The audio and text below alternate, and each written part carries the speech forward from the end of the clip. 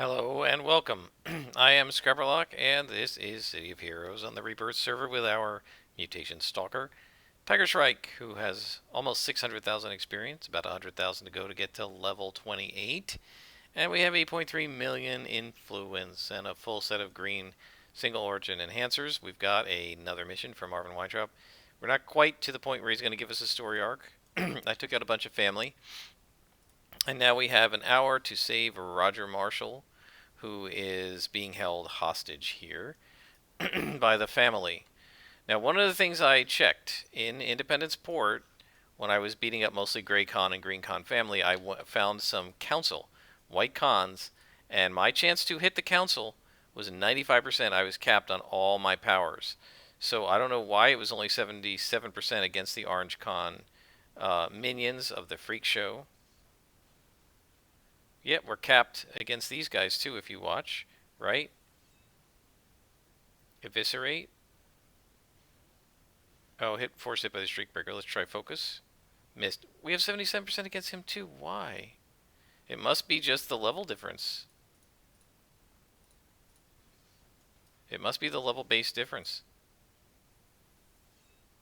And so this is going to make it difficult if we go above +1s, just because we're not going to hit.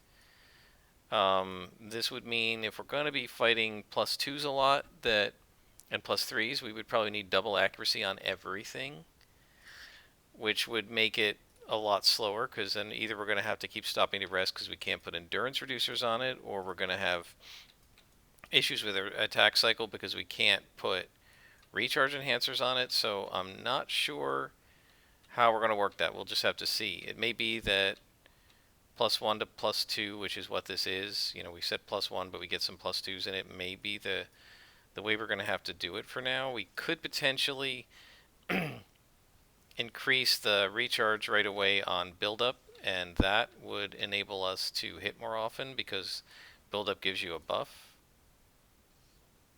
Let's see. 89% chance, so it's got to be the level based. I did not realize the debuff against higher levels was that high.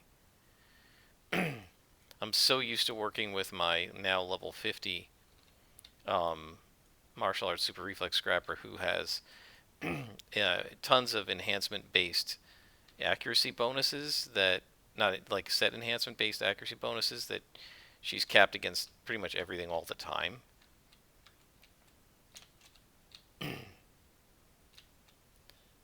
But that definitely changes the calculus a little bit. I mean, I knew there was a level based buff to them, right? That it's harder to hit higher level guys than you, but I didn't realize it was quite that high. I mean, they're clearly, if we're capped, we're over 95% and they're dropping me to 89. It must be like 10%, then 77. It must be about 12% per level. I thought it was 5. So I don't know. Right, I thought like you had a 75% chance to hit a level, like an even level, and then 70% to hit one level above, 65, 2 levels above, and so on. But it's obviously much more extreme than that. So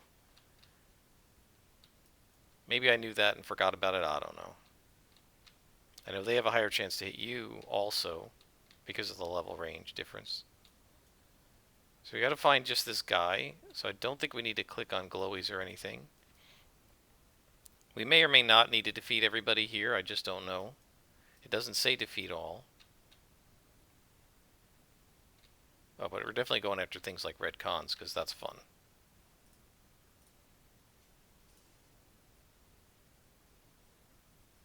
Look at that, one shot. And they can't res. So, unlike the Freak Show, that one shot kills him. And that looks like the kidnap victim, right? So let's take this guy out. And then we'll hide again. As you guys know, I like to... Oh, I came out 1 second too early. He's going to see me. Yeah. But he missed. So that takes care of him. That takes care of this guy. Can't imagine this is the end of the mission, but it might very well be. Yep, that's it. We saved him. Oh, wow, we got an orange recipe. What is that? Decimation. So this is a range damage. I guess you could put it on focus. Right? Ranged, yep. So let's take a look. This is damage recharge. We'd of course need a whole bunch of ingredients. If we had the set, it would increase toxic and sonic resistance and mez defense. Improve the recharge time of all our powers. See, this is the bonus of the sets, right? If you have, say, 6 sets, and each of them does a 6% recharge, if you have different sets and they all do a recharge bonus of 6%, you're looking at 36% recharge on all powers. That's like putting a green 3+3 level single origin recharge enhancer extra on every single power. Now, with that kind of thing, then we might be able to do double accuracies on some of our powers. Also, with sets, having double, they often give you more than a single origin accuracy bonus. Shield breaker, this is a defense debuff. We don't need that. So we can put those up for sale. And the rest of these we don't really need. And then I was looking at in our salvage, we've got now 2 orange salvage that we can sell. So we're going to do that too. I put one up for 15K that was selling for as little as 1,000 and as much as 2 million. Now, why do I put them up for 15K? Here's my logic. It's low enough price that it'll probably sell eventually. It's low enough price that it doesn't cost a lot to put it up, and it's a lot more than than the shops would give us. So we have, this is, let's see, mutation. I'm gonna have to organize this as mutation. The rest, that's natural. This is tech. All right, so we're gonna go in here and sell to the natural shop. The natural enhancers, the first 4. And so what I'm going to show you here is, so let's sell these. Natural, natural, natural. Those are all the natural ones. Then these are tech psi and mutation. All right, so we've got those. If we look down at the ingredients here, right, it's 5,000 to sell straight to this guy. So I figure if we sell for 15,000, it's 3 times as much as we'd get selling to the vendor. So we may as well try it. This decimate might be worth something on the auction house. The rest of them almost certainly won't be. So let's go take a look at the auction house and we'll see. We also need to go to the mutation shop and the tech shop. So this is one of the things that used to kind of drive players crazy. I'm not going to do that now. We'll just go to Wentworth's. Is that you had to keep going to all the different shops in order to sell your enhancements, and that's why on the Homecoming server, and my guess is it was done by Leandro during, oh, what is this? Oh, ghosts. There must be an event going on. It was done by Leandro during the 7-year hiatus when he was running his own private server secretly. But obviously players prefer to just go to one shop and deal with it. And so this is selling for 50. I'm selling at 15K. You can see it sold for 1,000, but also sold for 2 million 4 other times. Now it sold for 1,000 on the 23rd. Today's the 28th. It hasn't sold since the 26th. My guess is a bunch of people put it up for sale for millions, and a bunch of people are bidding a lot lower than that. I find it hard to believe nobody's bidding 15,000, but it's not really a big deal. All right, so what we're going to do is we're going to see what we can sell these guys for. Let's find. And we can see that, again, this one sold for as little as 10,100, sold for as much as 1 million. Let's put this up for 9,000. Why not? And we'll see if it sells. Up, sold. And it sold for 10,000. So that's fine. That's better than we would get from the vendor. And then we put this up, and this one's selling for 200,000, 100,000. Let's put this up for 15K also. There's a few bidding, a few for sale. Let's post it and see. That one sold, and that sold for 15,000. So that's fine. We just got 24,000 extra influence, and we're still selling this one, and I'm sure that'll sell eventually. We can also take a look at recipes and see if this thing is selling. Find. It is not. Doesn't seem like anybody wants it. There's no bids for it, so we'll just keep that and maybe use it, maybe toss it. It's level 27 for sets. I usually try to have them be at least 35 just because the bonuses are better. I don't know if that particular set even goes up to 35. Some of them don't. It depends on the set. Good thing you were fast, Tiger Shrike. You saved Roger Marshall's life. That is correct. Now we got to do another mission for this guy. And he says small business in independent port are increased family, so we got to go defeat family. Or that family have set up a meeting with the Freak Show. And the Freak Show want extra muscle against the warriors in the Tsu. And so, another time mission, let's go beat up the Freak Show. And this is in Boomtown. So I'm going to pause this here and I'll bring you back when we're at the mission door. And we're back. We are in the sewers and we need to defeat all family and all Freak Show. So, this is a time mission. 90 minutes should be no problem. It doesn't look like that big of a sewer. Fortunately, he told us ahead of time that this would be a time mission. I don't mind it that much when they tell you ahead. I do hate it, as you know if you've watched the Scrapper videos, when they sneak one on you, right? They just give you a mission and all of a sudden it's timed. One of the things we asked the developers for, and I've mentioned this on the Scrapper playthrough, that they never ever did, and I don't know, I know originally Statesman opposed changes like this. He was very stubborn about his design. And when we wanted certain fundamental changes to well, really quality of life changes to parts of the fundamental design, he was extremely opposed to it. I don't know if he's just being stubborn or if he really thought it would unbalance the game. But one of the things we asked for that they never did, and I don't know if it's just because they were philosophically opposed to it or if mechanically they couldn't figure out how to do it in the game. But one of the things that we used to ask for that they never did was time missions are fine. Like, I don't have a problem with them as a concept. The problem I have is when they would get sprung on you and, like, I'm ready to log out and I call a contact to complete a mission and he immediately gives me another mission and I've got 45 minutes to complete it. And I don't have time. I need to log out. So now I'm going to fail it, right? And I'm going to fail it not because I couldn't complete the mission if I were playing it, but because I don't have time in real life to play this mission, right? And what we asked for, and they refused to give us, they never did. And even on Homecoming, they don't have this, right? So maybe it's mechanically impossible, and even Leandro couldn't figure out how to do it. I don't know. But one of the things we used to ask for is, look, the time missions are fine. Just suspend them when we're logged out, right? If I have an hour and 25 minutes to do this mission and I log out, when I log back in I should have an hour and 25 minutes, right?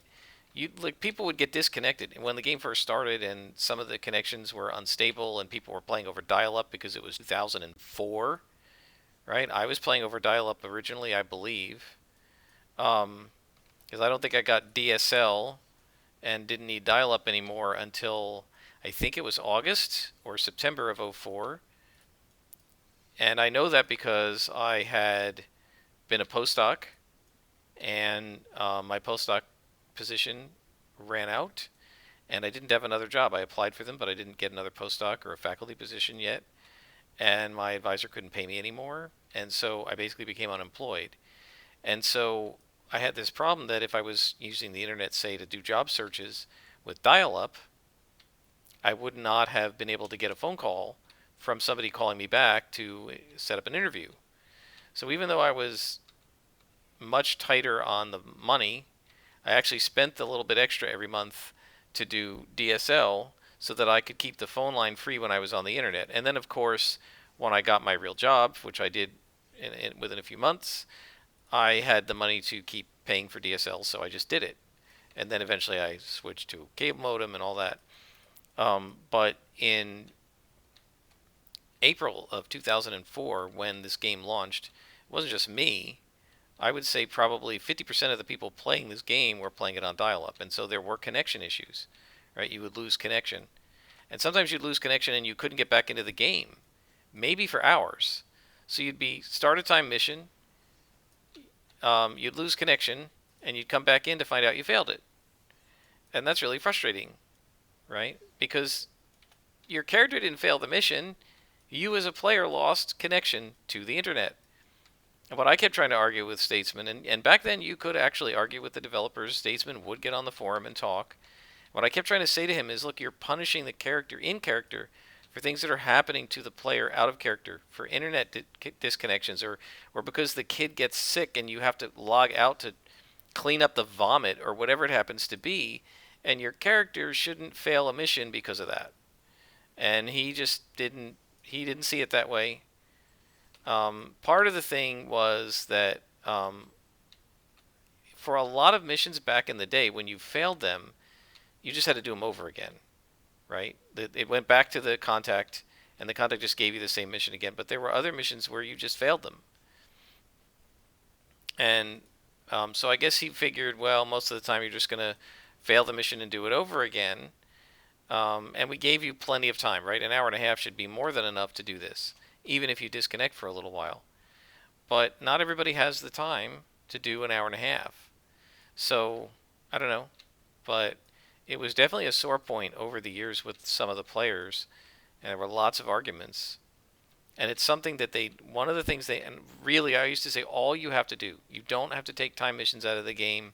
There were people who said that you should. They hated it, period. Just don't even do it because of the internet. Just don't even do it. Because of the state the internet was in 2004. Just don't even have time missions. Bad idea. Right? It's not so bad now, but back then it was. I wasn't that extreme. Right? I wasn't telling them to not have it. I said, just when I log out, suspend the clock.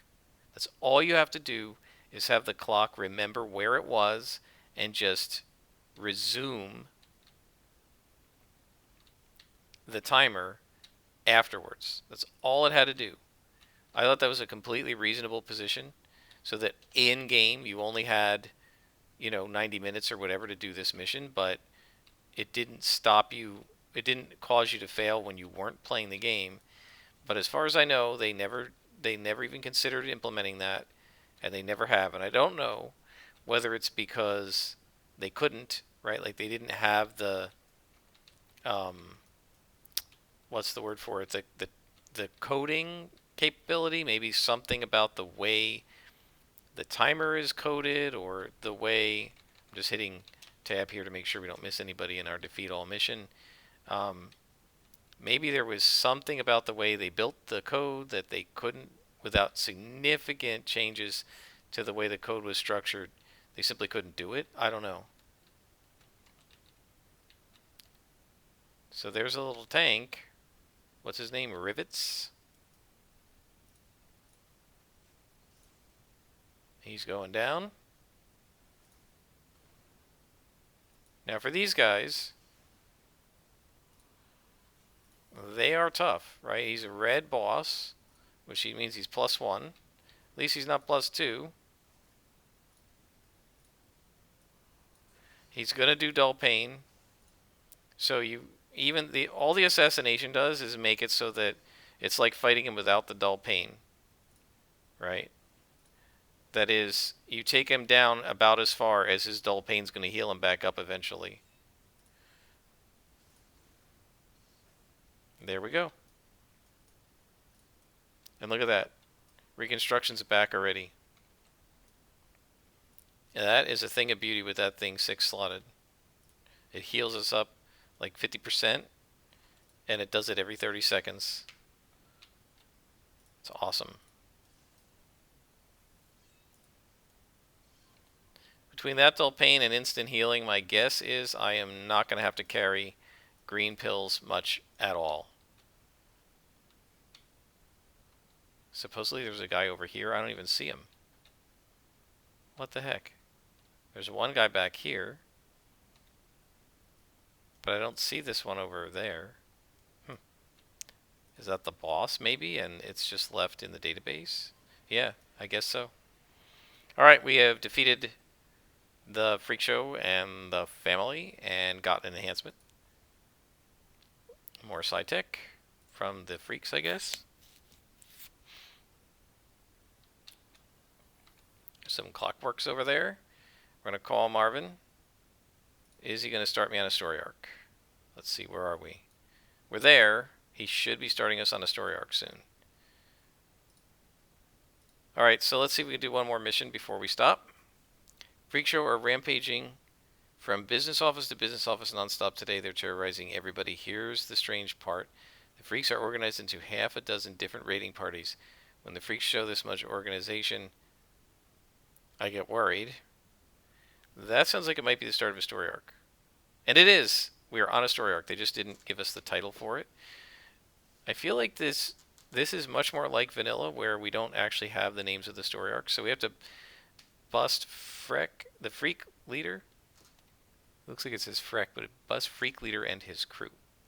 Alright, so I'm going to cheat and go to Ouroboros so we don't have to waste time running from zone to zone.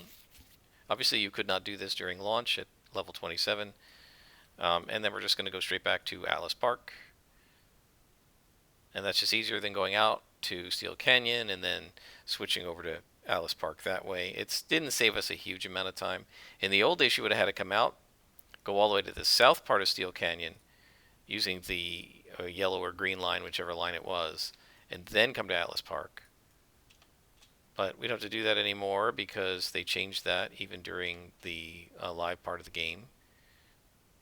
I remember in live, because Steel Canyon was the place where you would change over from the green and the yellow lines. I think it was green and yellow, right? Gotta save 2 hostages and defeat probably all the freaks. Because that was where the exchange was between the 2 lines, there would be actually, and you could teleport others pretty far across zones. There were players, there was a super group, not in character obviously, a super group called the Yellow Cab or something, and they made a bunch of characters that had teleport ally or teleport other, and one of them would stand in the north train station and one of them would stand in the south train station, and they, for a charge of influence I guess, they would teleport people from one train station to the other so they didn't have to run across the zone. It was really interesting. Alright, so I'm going to wait for build up to recovery. Let's just hasten it up. We're probably not going to need hasten, so that's fine. And then we will assassinate this guy with build up. So that takes him out in one shot. And then we will finish this guy off. Now, we got to watch and see if they res. 1, 2, 3, 4, 5. We're going to get ambushed. Alright, so this is interesting. I suspect this has been a modded mission. Not modded by the Rebirth people. But I don't think they had... And I know they didn't have lead-out missions in the original game. And this is one of the original story arcs. But I know they didn't have lead-out tasks in the game originally, like when it first launched. And I don't think they had ambushes either.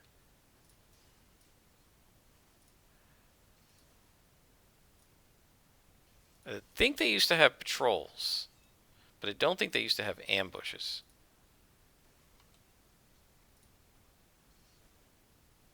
Let's placate that guy while we fight this guy.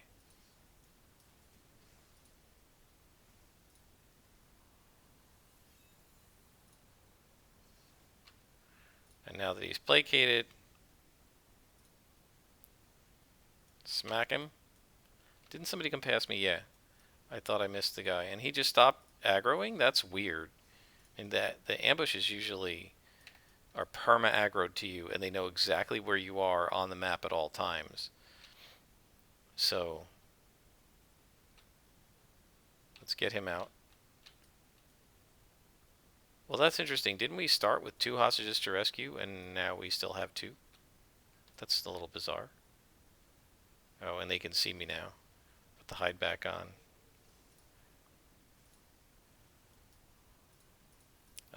Click the wrong thing. This makes me take an extra blow.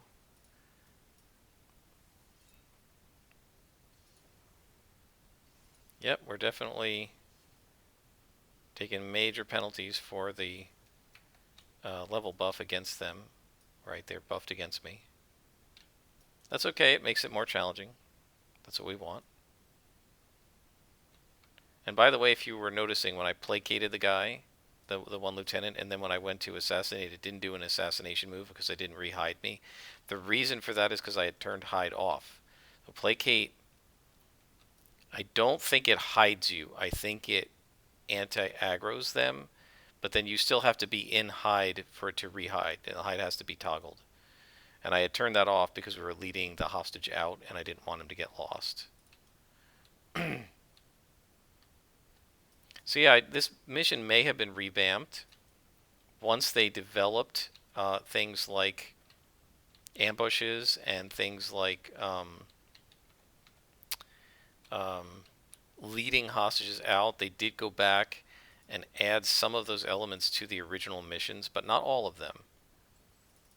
I'm fairly certain this is an original story arc, and we're going to see what it's called. But Weintraub's been around since the game launched, I'm pretty sure. So, um, interesting bit of trivia: when I was a kid, I had a school teacher named Mrs. Weintraub. She was an art teacher. Is this guy still alive? What the heck? How the heck much resistance does he have? Alright, let's placate this guy. And then assassinate. Oh, I didn't wait to hide. See, you gotta wait a sec for the hide to engage, and I thought it had, and I didn't wait long enough. So now it's gonna take a long time to beat this guy up. That's my fault. Now, did he res already? 1, 2, 3, 4, 5. I think he did res. Sometimes I lose track, especially when I'm talking to you guys. Alright, so there should be 2 more hostages. I think I've been everywhere there.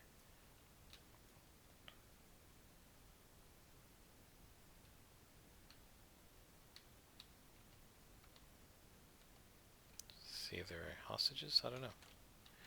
Alright, well, let's start with these guys. Simple enough.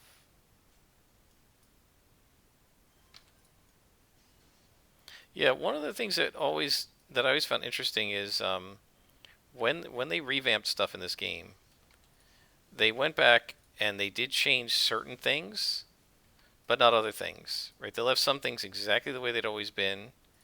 Right? So some missions, the hostage gets rescued and they just disappear. Right? They just despawn, which is what they did. Pretty much all did at the beginning. And then other missions, that guy saw me. Other missions, I'm surprised that didn't interrupt me. Other missions, so some missions were left that way, so that, like, the new missions had lead outs, leading the hostage out. So all the new ones had it, and then they went back with just some of the old ones and changed them to do that as well, but not all of them.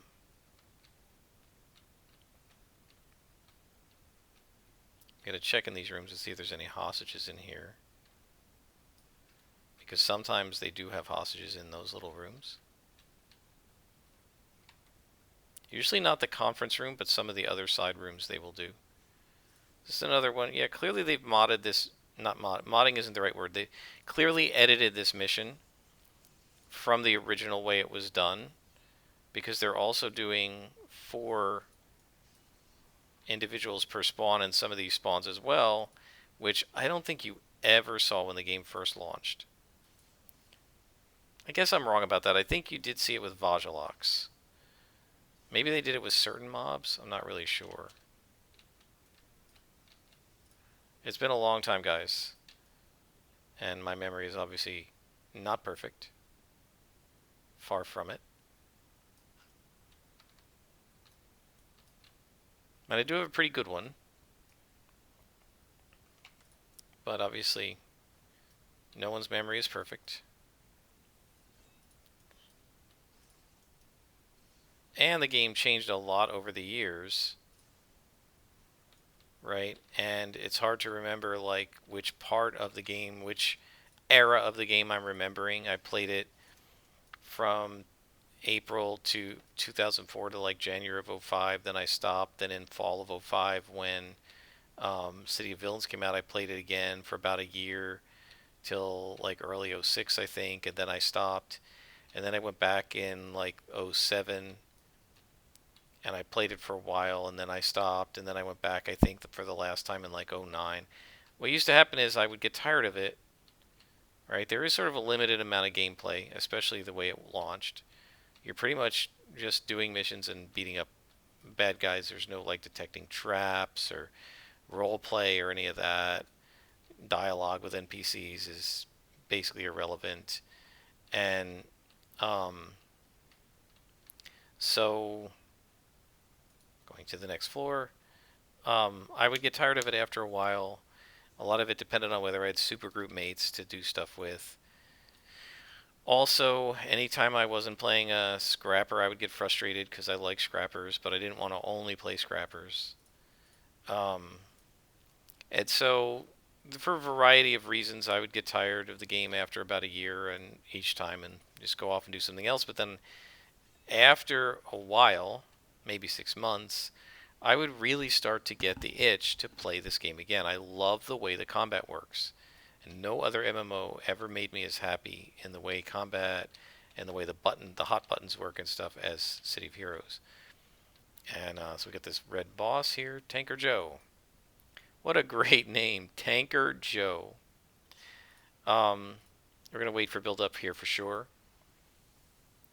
So I would get the urge to play again, and I would come back. And so each time I came back, several issues had gone by, and the game played differently a little bit, and I'd have to get used to it again, right? Whether the difficulty setting had been added, or villains had been added, or lead out missions had been added, or um, epic power sets had been added, or uh, the tutorial has changed, or whatever it happens to be.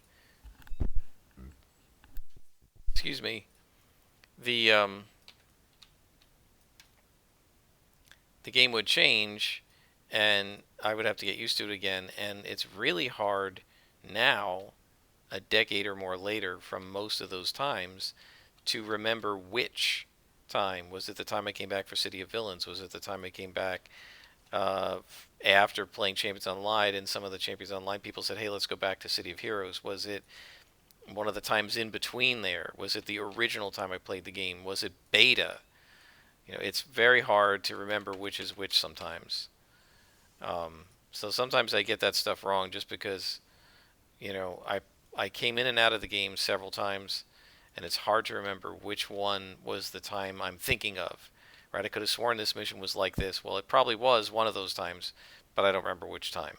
Right? And so sometimes I'll say, well, this was like this in beta, and I may be wrong. It may have been like this after issue 1, or what have you. I mean, some things I know for sure, right? Like they didn't have capes at launch, right? They put them in after the first or second issue, right?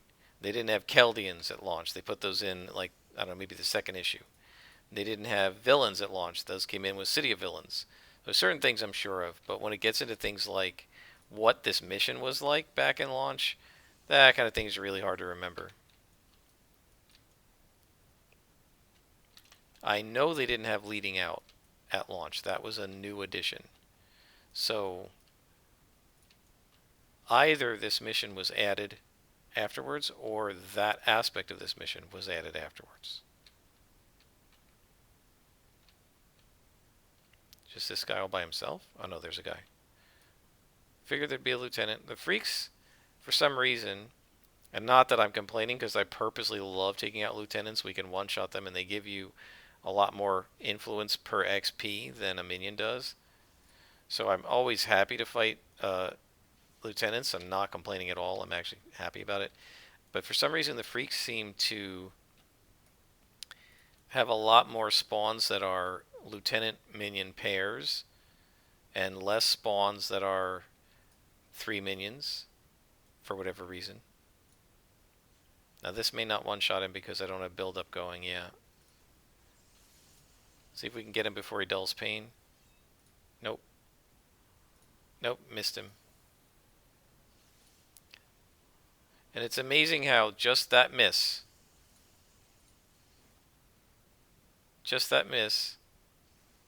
was enough to turn this battle from like trivial into an actual fight.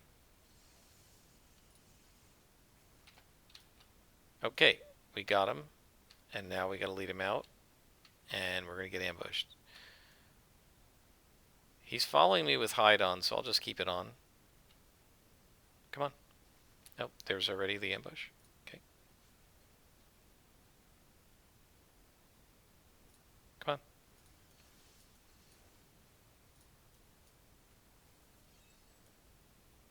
Somebody went past me, I think, too. We're going to have to go back upstairs.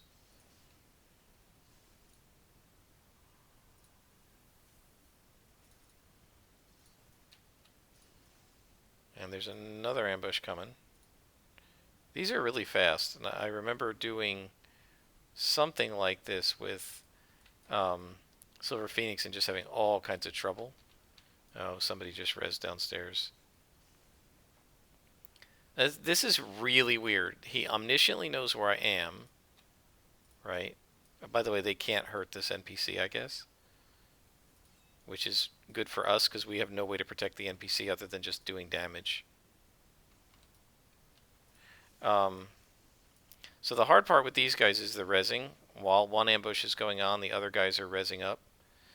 And so that makes it difficult. And they're dulling pain, of course. Freaks at this level, for most characters, are one of the hardest to defeat. Just because, like, if they're ambushing you, you're fighting so many more guys. Because half of them res. And it seems like on the ambushes they res more often, although I'm sure it's just me, you know. I'm sure it's not actually true. It just seems that way. And there's another ambush coming. Right, so let's just get away from here. Let's start making progress. Come on. Is he not going to come? Oh, he can't see me. All right, so we got to turn hide off.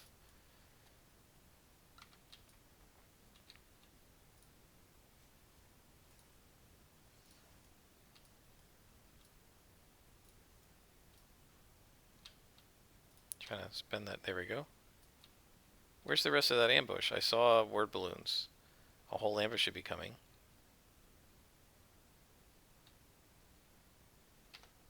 Yeah, somebody's coming. Yep, here they come.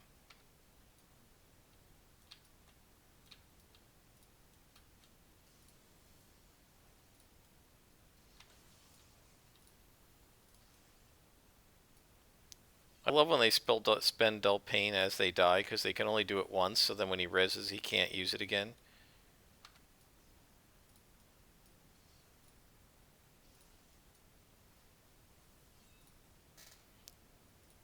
This series of ambushes is not too bad in terms of it's an actual challenge, right? I don't mind leading these guys out when you're actually having to fight your way out. I do mind it when, especially having to go through all these levels, right?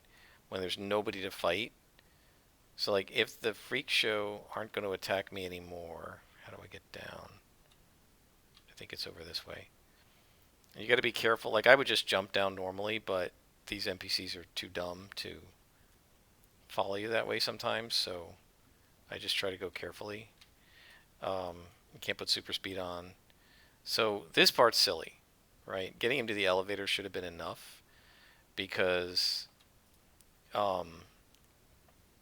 if there aren't going to be any ambushes programmed to hit me down here, then why am I wasting time leading him out and running all the way back up there, right? The original fight on the first level, that was worth it, right? Because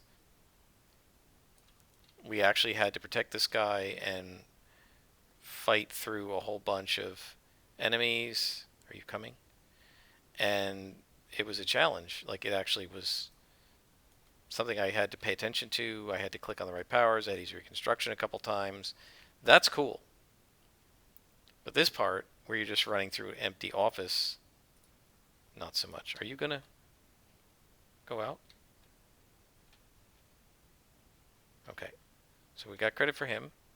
So you got one hostage left. Is it possible that person is down here? I doubt it. we're going to have to keep going up. I got to go up to the top. So this part I could live without, right? The whole, let's run back through 3 levels of nothing to find another hostage. And then we're going to have to lead that hostage down through 3 levels of nothing. That I could live without.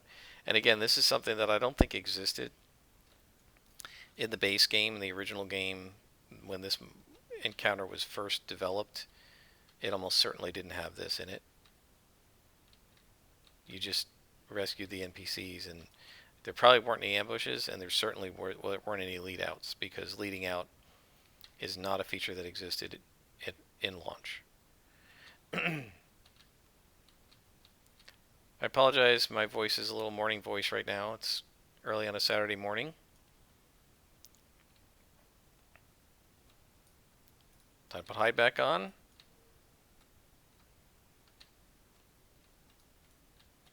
Okay, and we may as well take everybody out because we're going to have to lead a hostage out past them.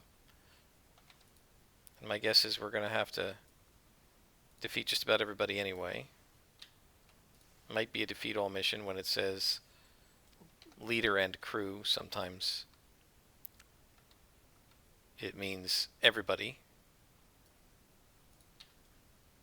Okay, just clean up this map.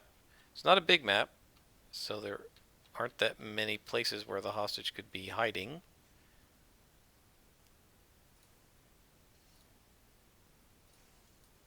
And he's going to dull pain right now. Yep, didn't get him fast enough. And that dull pain really does expand the length of the battle, especially when you're fighting a couple of them and they all do it. 1, 2, 3, 4, 5. Yeah, so you're fighting like a 3-minion spawn and they all dull pain. And this is going to be the final level because there are never more than 5 levels in one of these types of maps. You're fighting 3 guys, they all dull pain, they all res, and you end up, it's like fighting a spawn of 7, you know. This isn't a big level either.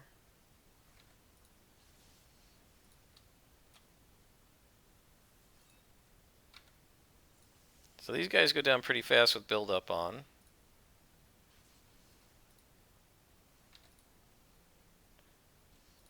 And nobody's had a chance to res. We're doing faster damage now. Or not res, dull pain. Yeah, so none of them dulled pain. 1 guy resed. 1, 2, 3, 4, 5. Okay. So now we just got to find the hostage. And probably another boss.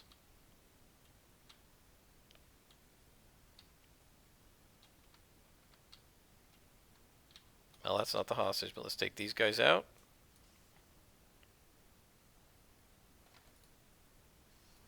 And you know, I didn't even pay attention, but it's the first non-timed mission I think that Marvin Weintraub has given us. Man, look at all of these enhancements. Beautiful. Got quite a bit of salvage too. I think I sold all of it before, so all of that's new. Is that our hostage? Looks like it. And then we just gotta beat the rest of the guys on this level and I think we're done.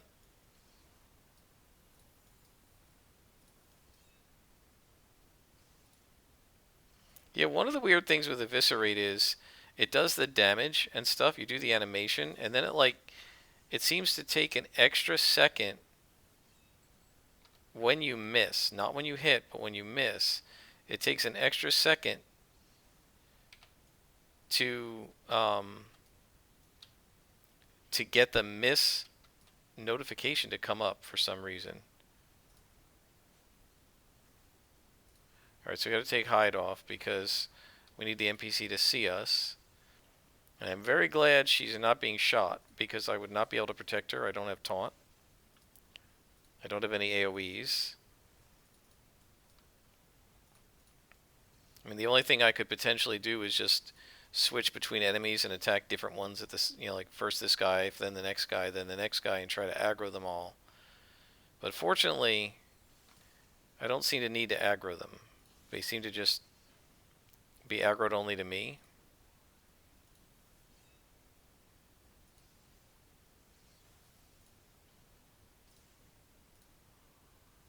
But if you watch, I mean, so far, basically, except for the ambushes and the boss, I think I have not needed to engage any of my regeneration powers. I haven't needed dull pain, really. I haven't needed reconstruction, except when I'm getting ambushed, and you're getting these non-stop like battles where one guy after another comes, and some of them are rezzing and they're dulling pain and all of that. See, one guy just rezzed now.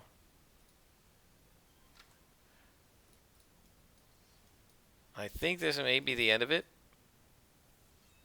Just got to lead the last hostage out.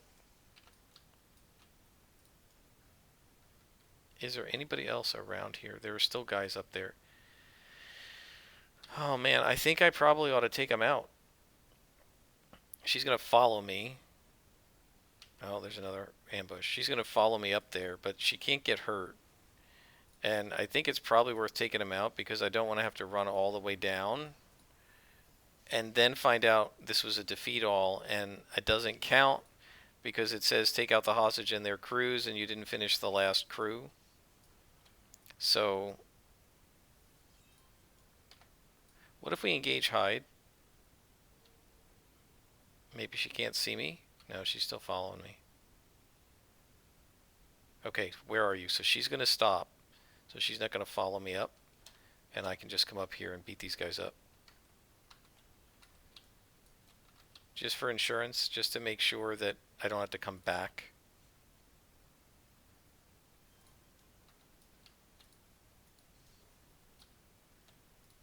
It's still possible I missed somebody in a crevice somewhere, like one mob that was hidden behind something. But hopefully not. Oh, he rezzed. Darn it.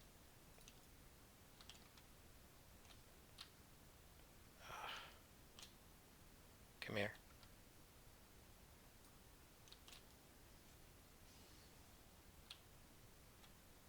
Turn this off. Done. Can't res again, and now we gotta go find her. Oh, there's what? See, there's a guy left.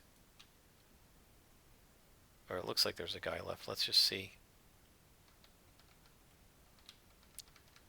Yeah, I don't see anybody here. So let's go get her. Turn Hyde off. Come on, honey. Yes, I found you. Let's go.